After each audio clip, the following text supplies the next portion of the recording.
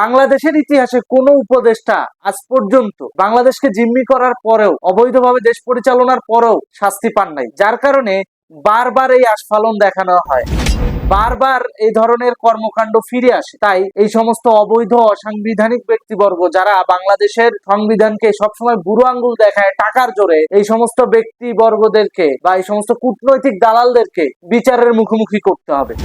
সম্প্রতি রাষ্ট্রপতি মিডিয়ার সামনে আসা শুরু করেছে। এটা নিয়ে আমার মিশ্র প্রতিক্রিয়া আছে, না পক্ষে না বিপক্ষে। আমার মিশ্র প্রতিক্রিয়াগুলোই আজকের এই ভিডিওতে তুলে ধরবো। তাহলে চলুন শুরু করা যাক।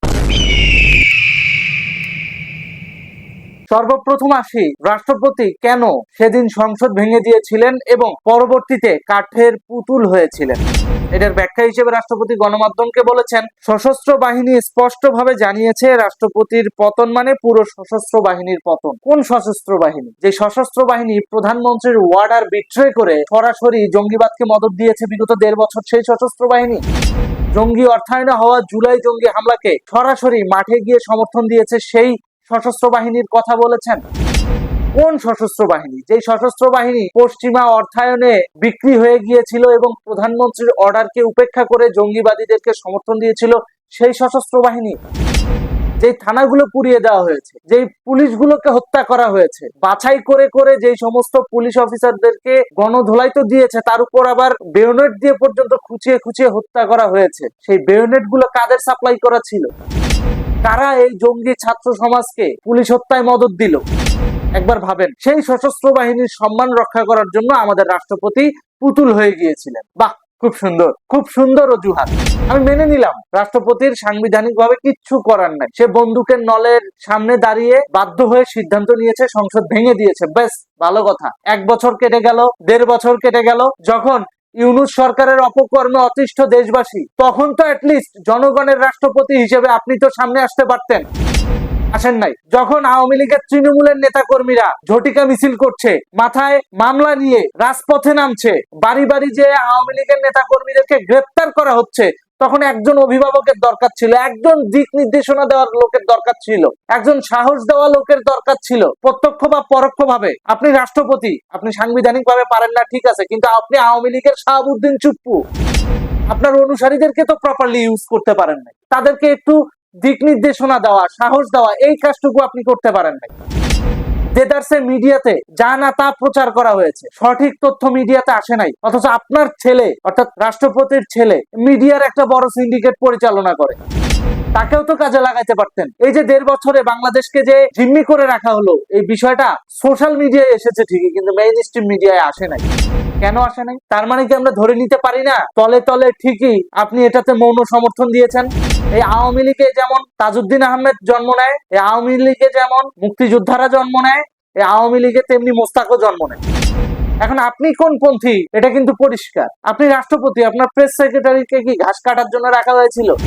আপনি এখন যেভাবে বলছেন মিডিয়ার সামনে এসে যে বিগত 1.5 বছর ইউনূস এই করছে সেই করছে, তো ওই সময় আপনার প্রেস সেক্রেটারিকে দিয়েও তো আপনি এই প্রেস ব্রিফিংটা করতে পারতেন না, আপনাকে আলাদা করে রাখা হয়েছে। এটা আপনার ভাষ্য, আমি চ্যানেল আইয়ের একটা নিউজ কোট করছি, যেখানে আপনি বলেছেন, আমি কোনো প্রেস রিলিজ দিতে পারি না, বাংলাদেশের ক্রিকেট টিম কোথাও জিতলে অভিনন্দন জানিয়ে যে একটা সাধারণ প্রেস রিলিজ দিব সেটাও না, একদম প্রতিবন্ধী করে দিল। আমি রাষ্ট্রপতি হয়ে নিজে ক্যাবিনেট সেক্রেটারিকে বারবার ফোন করেছি, প্রিন্সিপাল সেক্রেটারিকে ফোন করেছি, এস্টাবলিশমেন্ট সেক্রেটারিকে ফোন করেছি, কেউই পাত্তা দেয়নি, কেউই পাত্তা দেয় নাই।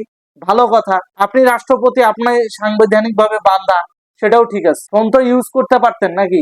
ইন্টারনেট তো ইউজ করতে পারতেন নাকি? সেটাও করেননি, ওকে ফাইন, সবই মেনে নিলাম। চিঠি দেওয়ার মৌলিক স্বাধীনতা তো প্রত্যেকটা সিটিজেনের আছে, এমনকি কারাগারের যারা আসামি তাদেরও আছে। আপনি যদি একটা চিঠি প্রকাশ করতেন, কিংবা আপনি দীর্ঘদিন যে আওয়ামী লীগের রাজনীতির সাথে জড়িত ছিলেন, আপনার অনুসারী ছিল না, আপনার অনুসারীদেরকে দিয়েও যদি মিডিয়াতে এটা বলাতেন, তাও তো অন্তত পক্ষে বাংলার মানুষ জানতে পারতো আপনি জিম্মি, আপনার পাশে দাঁড়াতো। যেখানে সাধারণ মানুষ রাজপথে প্রতিবাদ করছে, ঝটিকা মিছিল করছে অবৈধ ইউনূস সরকারের বিরুদ্ধে, সেখানে রাষ্ট্রপতির পক্ষে দাঁড়াবে না?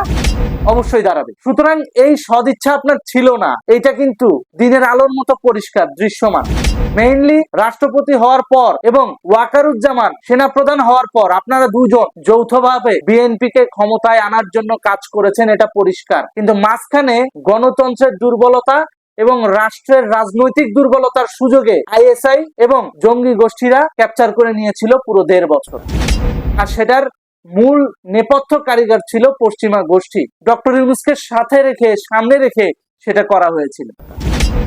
আপনারা ভেবেছিলেন শেখ হাসিনা চলে যাবে, 90 দিনের মধ্যে ইলেকশন দিয়ে হয়তো বিএনপি কে নিয়ে আসা হবে। কিন্তু ডক্টর ইউনূস যে কত বড় জিনিস এবং পশ্চিমা মাল, সেটা আপনারা ক্ষমতায় আসার পর টের পেয়েছেন। যখন চতুর্দিক থেকে পশ্চিমা আগ্রাসন জেকে বসলো, পাবলিক জিম্মি হয়ে গেল, এখন ভিকটিম কার্ড প্লে করছেন। নাটক পাইছেন? মোদ্দা কথা, 96 সালে শাহাবুদ্দিন নামে যে রাষ্ট্রপতি ছিল, যার মাধ্যমে ধরা খাইছে 2001 সালে শেখ হাসিনা ইলেকশনে, ঠিক একই ভাবে 2024-এর রাষ্ট্রপতি শাহাবুদ্দিন চুপ্পুর মাধ্যমে পুরো দেশ, জাতি, রাষ্ট্র ধরা খেয়েছে। That is the reality. Shahabuddin নামটা না আওয়ামী লীগের সাথে স্যুট করে না। 75-এ একবার ধরা খেয়েছে আওয়ামী লীগ বঙ্গবন্ধু হত্যার মাধ্যমে। একই ভাবে যখন শেখ হাসিনা সরকার ক্ষমতায়, যখন বারবার স্লোগান উঠছিল 75-এর হাতিয়ার গর্জে উঠুক আরেকবার, এই ক্লুগুলা পাওয়ার পরেও কিন্তু বঙ্গবন্ধু কন্যা ওই সময় সতর্ক হন নাই। তিনি বাংলার মানুষের উপর বিশ্বাস রেখেছিলেন। তিনি বাংলার মানুষের উপর বিশ্বাস রাখতে গিয়ে আজকে নির্বাসিত। সব থেকে করুণ পরিণতি বা করুণ বাস্তবতা হচ্ছে, যে সমস্ত মানুষগুলো দীর্ঘদিন আওয়ামী লীগের বাটার খেলো, সেই সমস্ত মানুষগুলো কোনো কথা বলে না। কেন? Deep state. বাবা, ডিপ স্টেটের বিরুদ্ধে কথা বলা যাবে না ভাই। ডিপ স্টেটেও তো ভালো মন্দ লোক আছে না? তা আপনি মন্দকে মন্দ বলতে পারবেন না, ভালোকে ভালো বলতে পারবেন না। আপনার রাজনীতি করার দরকার নেই, আলু পটলের ব্যবসা করেন। সর্বশেষ একটা কথাই বলতে চাই, শাহাবুদ্দিন চুপ্পু আস্তে আস্তে বিএনপি কে সাথে নিয়ে হয়তো মুক্তিযুদ্ধ বিরোধী যে সমস্ত অধ্যাদেশ হয়েছে, সেই সমস্ত অধ্যাদেশগুলো বাতিল করবেন বলে আমি আশাবাদী। কারণ তার উপর আমার বিশ্বাস অনেকটাই কমে গেছে ভাই, সাবলীল ভাবে বলছি, অনেকটাই কমে গেছে। তবে আমি প্রত্যাশা করব রাষ্ট্রপতি শাহাবুদ্দিন চুপ্পু এই অবৈধ আইসিটি কোর্টে হওয়া ফাঁসির রায় বাতিল করবেন। রাষ্ট্রপতির ক্ষমতা বলে, যেহেতু এখন তিনি বলছেন গণতান্ত্রিক সরকার এসেছে, তিনি ইউনূস আমলে নির্যাতিত নিপীড়িত ছিলেন, এখন তো তার ক্ষমতা কিছুটা হলেও আছে, যেহেতু একটা নির্বাচিত সরকার সংসদে এসেছে। তো রাষ্ট্রপতির ক্ষমতা বলে আওয়ামী লীগের নিষিদ্ধ হওয়া যে প্রজ্ঞাপন গ্যাজেট, সেটা তিনি বাতিল করবেন বলে আমি প্রত্যাশা করি। একই সাথে আমি প্রত্যাশা করি বিগত 1.5 বছরে ইউনূস গভর্নমেন্টের আন্ডারে যতগুলো অধ্যাদেশ হয়েছে, প্রত্যেকটা অধ্যাদেশ তিনি রাষ্ট্রপতির ক্ষমতা বলে আদেশ নির্দেশ দেওয়ার মাধ্যমে তিনি এটা বাতিল করবেন। বিগত 1.5 বছরে যত অবৈধ গ্যাজেট হয়েছে, প্রত্যেকটা তিনি বাতিল করবেন বলে আমার প্রত্যাশা থাকবে। কারণ রাষ্ট্রপতির নির্দেশ কেউ অমান্য করতে পারে না। যেহেতু এখন গণতান্ত্রিক সরকার আছে, যতদিন তিনি রাষ্ট্রপতি রয়েছেন, ততদিন তিনি তার রাষ্ট্রপতির ক্ষমতাটুকু যেন সঠিকভাবে ব্যবহার করতে পারেন, সেই প্রত্যাশাটা আমাদের থাকবে। অবৈধ আইসিটি কোর্ট থেকে যেভাবে তাজুলকে সরানো হয়েছে, ঠিক একইভাবে এই অবৈধ আইসিটি কোর্টের প্রসিকিউটর তাজুল ইসলামের অবৈধ সম্পদের ব্যাপারে তদন্তের ব্যবস্থা করতে হবে। এটা রাষ্ট্রপতি এবং প্রধানমন্ত্রীর উভয়ের উচিত নিশ্চিত করা, যাতে করে বাংলাদেশ দুর্নীতিমুক্ত হয়। একই সাথে বলবো, বিগত 1.5 বছরে যত অবৈধ নির্বাহী আদেশ দেওয়া হয়েছে অন্তর্বর্তীকালীন সরকারের ক্যাবিনেট থেকে, প্রত্যেকটা অবৈধ নির্দেশ, গেজেট, প্রজ্ঞাপন, এগুলো তিনি বাতিল বলিয়া ঘোষণা করবেন, নির্দেশ দিবেন। তারপর দেখব যে বর্তমান সরকার কতটুকু রাষ্ট্রপতির মহামান্যতাটাকে টিকিয়ে রাখতে পেরেছে গণতান্ত্রিক ভাবে।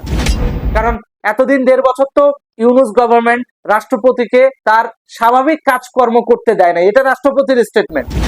তো যেহেতু এখন গণতান্ত্রিক সরকার আছে, এখন কিছুটা হলেও তার ক্ষমতা আছে, তিনি যেন তার ক্ষমতাটা সঠিকভাবে ব্যবহার করেন, এটাই প্রত্যাশা থাকবে।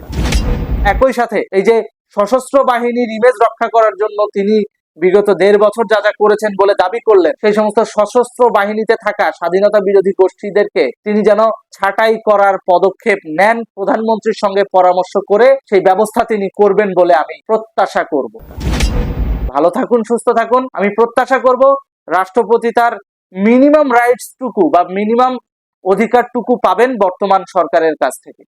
ধন্যবাদ।